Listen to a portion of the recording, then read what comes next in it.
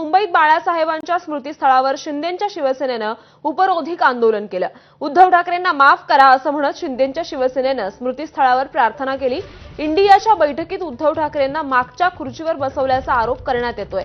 उद्धव ठाकरे दिल्लीत जाऊन केवळ झुकले नाहीत तर सरपटले अशी टीका आमदार मनीषा कायंदे यांनी केली आहे।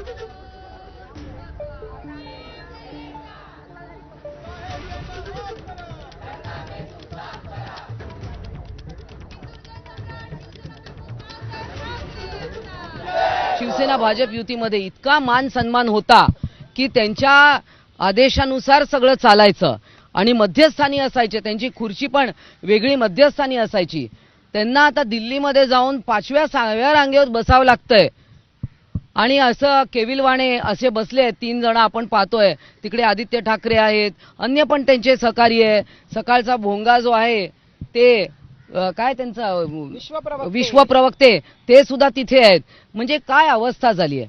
वंदनीय बाळासाहेब ठाकरेंचे विचार सोडल्यानंतर काय आपली गत होऊ शकते हे पाहिलंय। वंदनीय बाळासाहेब ठाकरे, हिंदू हृदय सम्राट बाळासाहेब ठाकरे यांचे विचार सोडले। स्वतः म्हणतायत की मी बाळासाहेबांचा पुत्र आहे, ठाकरे ब्रँड आहे। कुठे आहे तो ठाकरे ब्रँड? तुम्ही दिल्लीला जाऊन नुसते वाकला नाहीत तर तुम्ही तिथे झुकला नाहीत तर तुम्ही तिथे सरपटलात। आज ज्या पद्धतीने 6व्या रांगेमध्ये तुम्हाला बसायला मिळालेलं आहे, खरं तर पुढच्या वेळेला ते 6वी रांग सुद्धा असणार नाहीये। हा खरं तर मी एवढंच सांगते, उद्धवजी तुम्ही शिवसैनिकांना काय उत्तर देणार आहात?